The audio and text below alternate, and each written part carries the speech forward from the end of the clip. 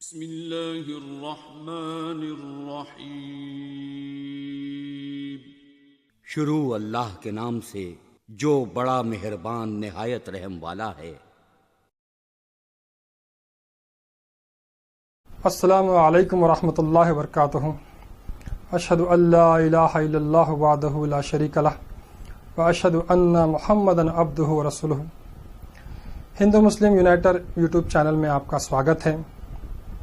आज भारत देश में 2-3 दिन से एक बवाल मचा हुआ है कि एक मथुरा के एक मंदिर के परिसर में एक सहन में 2 मुसलमानों ने नमाज अदा की है, नमाज पढ़ी है, जिसको लेकर के बहुत मीडिया में बवाल किया जा रहा है और उन मुसलमानों पे केस बुक भी किया गया है। हम आज जानेंगे ये जो नमाज है, ये नमाज की वास्तविकता क्या है। त्रेता युग में श्री रामचंद्र जी से हनुमान जी पूछते हैं कि ओ रामा, मैं निराकार ईश्वर की प्रार्थना कैसा करूं। ये जो बात हम बता रहे हैं, इस पुस्तक का नाम है श्री राम गुरु बोधामृतम। ये तेलुगु जबान में है और विजयवाड़ा जो आंध्रा में लगता है, विजयवाड़ा की जो गवर्नमेंट लाइब्रेरी है, उस लाइब्रेरी में ये किताब मौजूद है और हमारे पास भी यहाँ पर मौजूद है। उसकी फोटोकॉपी हम यहाँ पर बता रहे हैं। तो इस तरह उस पुस्तक में हनुमान जी श्री रामचंद्र जी से प्रश्न करते हैं कि हो रामा, मैं निराकार ईश्वर की प्रार्थना कैसा करूं। अगर मैं मिट्टी की मूर्त बना करके उसकी प्रार्थना करता हूं तो लोहा उसको तोड़ देगा, टूटता सा खुदा नहीं होता। अगर मैं लोहे की पूजा करूं तो लोहे को आग पिघला देगी, और मैं आग की पूजा करूं तो पानी उसको बुझा देगा। अगर मैं पानी की पूजा करूं तो हवा उसको उड़ा देगी, और हवा तो नज़र नहीं आती। फिर मैं कैसा प्रार्थना करूं, ये हनुमान जी श्री रामचंद्र जी से प्रश्न करते हैं। तो उस समय श्री रामचंद्र जी उत्तर देते हैं कि ए हनुमान, ये सृष्टि में देखो, ब्रह्मांड में देखो, हर चीज, हर वस्तु परमात्मा की प्रार्थना में लीन है। और आप फरमाते हैं, आप कहते हैं रामचंद्र जी, प्रथमम तारकम चैव द्वितीयम दंडम उच्यते तृतीयम कुंडलाकारम चतुर्थम अर्थचंद्रकम पंचमम बिंदु संयुक्तम ओम इत्य ज्योतिरूपकम। यानी आप कहते हैं, वो मंत्र यहाँ पर इस नक्शे में देख सकते हैं आप। श्री रामचंद्र जी ने इसको ज्योति रूपकम प्रार्थना कहा है।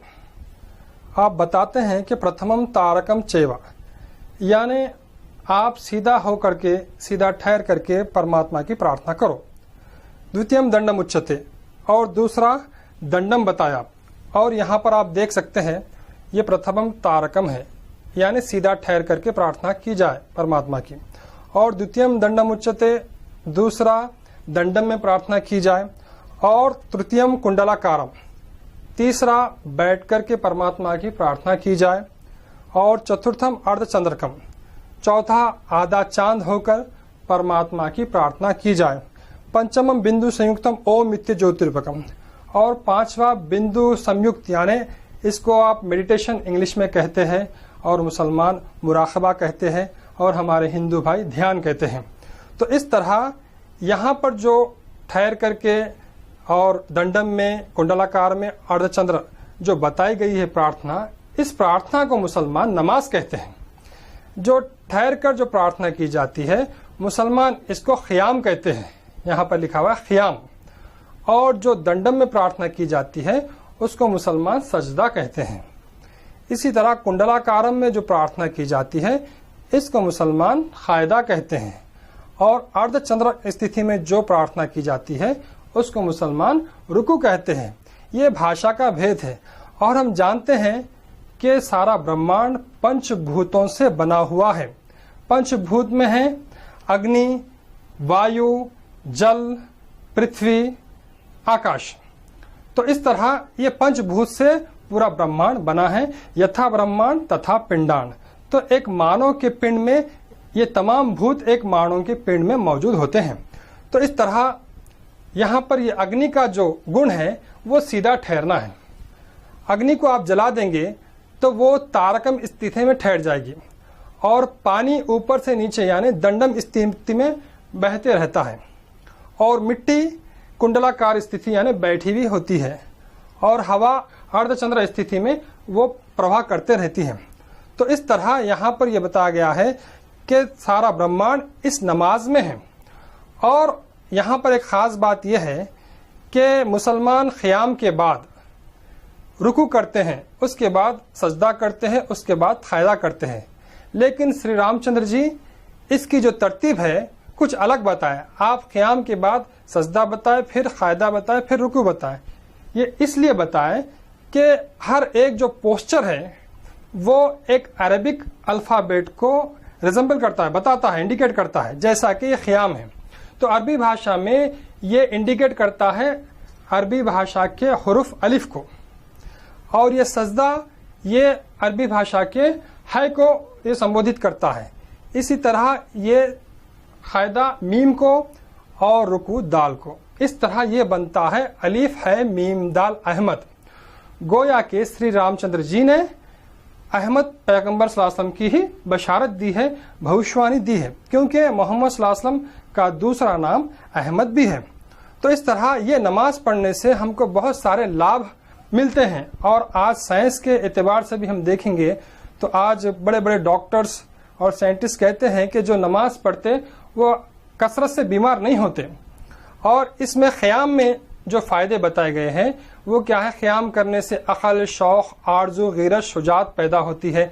इसी तरह सजदे में बुर्दबारी, कलाम, दानाई, बीनाई, सलूक, क़ायदे में सब्र, शुक्र, सलीमी, खिलवत, सिद्क़। इसी तरह रुकू में इरादा, क़यास, ख़याल, एहसास, तफक्कुर। और इसी तरह इल्म, ज़ुहद, इरफान, इदराक, फ़हम। तो ये अगर ये गुणों पे बात की जाए तो मैं समझता हूँ एक दिन भी काफ़ी ना होगा। ये बहुत बड़ी इसकी व्याख्या है। तो हम आपको संक्षिप्त में बता रहे हैं कि ये जो चार जो गुण हैं तो उसके अंदर क्या है बोले तो ये आतिश का ताल्लुक है यानी आग, ये पानी, ये खाक यानी मिट्टी, ये बाद यानी हवा। और हम जो है ना ब्रह्मांड में अगर देखेंगे तो जो वृक्ष है वो वृक्ष सब जो है ना ठहरे हुए होते हैं। और फिर जितने भी जो है ना रेंगने वाले जानवर हैं वो सजदे की हालत में होते हैं यानी दंडम की हालत में होते हैं। और पहाड़ वगैरह ये क़ायदे की यानी कुंडलाकार की हालत में होते हैं। और इसी तरह जो चौपाए हैं, चार पैर के जंतु हैं, वह सब रुकू की हालत में होते हैं। और हम देखते हैं कि जो बच्चा पैदा होता है माँ के गर्भ से वो जो है ना सजदे की हालत में बाहर आता है और उसको हम चित्ता लिटाते हैं। जब उसके अंदर ताकत आती है, शक्ति आती है, तो फिर जो है ना वो रुकू की हालत में आ जाता है, रेंगना शुरू करता है। फिर उसके बाद बैठ जाता है और ज़्यादा ताकत आने के बाद वो सीधा ठहर जाता है। तो इसी तरह फिर जब वो बूढ़ा हो जाता है तो फिर जो है ना वो रुकू में आ जाता है, उसके बाद वो फिर बैठ जाता है। इसी तरह दंडम की हालत में दुनिया से चले जाता है। तो सारा जो ब्रह्मांड है वो नमाज की हालत में आ रहा है और नमाज की हालत में जा रहा है। और ये संपूर्ण प्रार्थना है, क्योंकि हर धर्म में प्रार्थना का विधान एक एक तरीके का बताया गया है। किसी धर्म में ये बताया गया कि जो है ना ठहर कर प्रार्थना करो, और किसी धर्म में दंडम में प्रार्थना बताई गई, किसी धर्म में कुंडलाकार में, और किसी धर्म में अर्धचंद्र स्थित। लेकिन इस्लाम धर्म ये संपूर्ण धर्म है, ये अकमल और कामिल कंप्लीट दिन है। इसीलिए इस प्रार्थना को the composite form of prayer कहा गया। यानी जितने प्रेयर की अवस्था है, जो पोस्चर्स है, तमाम पोस्चर्स को एक जगह जमा किया गया। क्योंकि इस्लाम ये अंत में आया, आखिर में आया।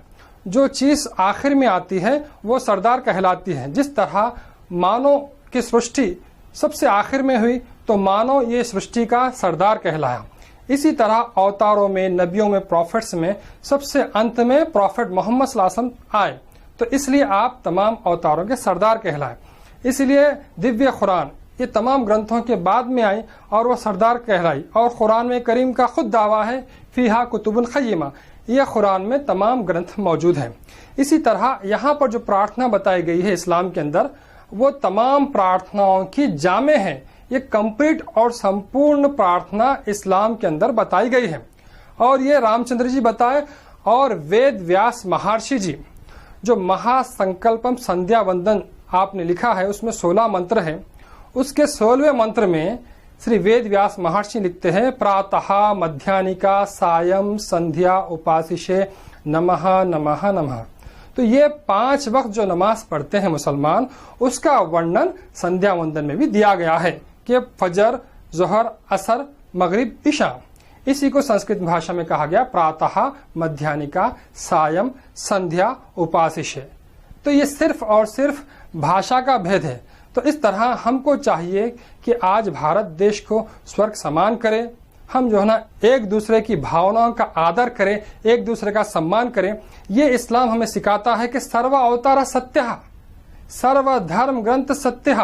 तो इसीलिए एक मुसलमान का जो विश्वास रहता है, जो ईमान रहता है, वो 1,24,000 नबियों को, प्रॉफिट्स को, अवतारों को वो मानता है।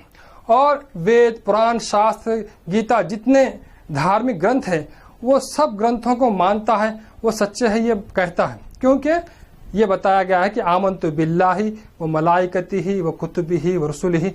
इस तरह ये संपूर्ण धर्म है इस्लाम। क्योंकि ऐसे तो धर्म बहुत है। गीता में कहा गया सर्व धर्मान परित्यज्य मामेकम शरणं व्रज।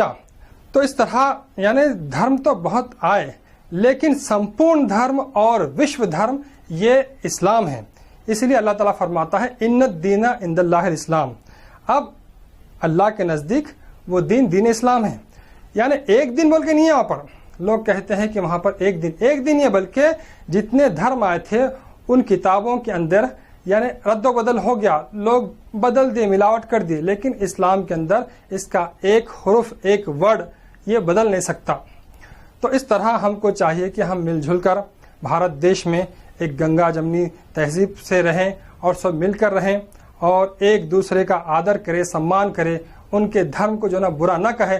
जैसा कि बाज़ लोग कहते हैं कि अल्लाह ताला को मजाक करके हल्ला ताला कह रहे हैं और मोहम्मद सल्लल्लाहु अलैहि वसल्लम को पोपट साहब कह रहे हैं, नौज़बिल्लाह, और जो है ना कुरान करीम को किताब हवाई कह रहे हैं।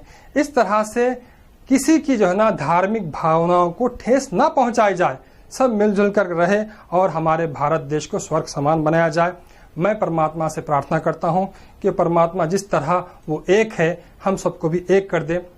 वाखिर दावाना अनिल हम्दुलिल्लाहि रब्बिल आलमीन।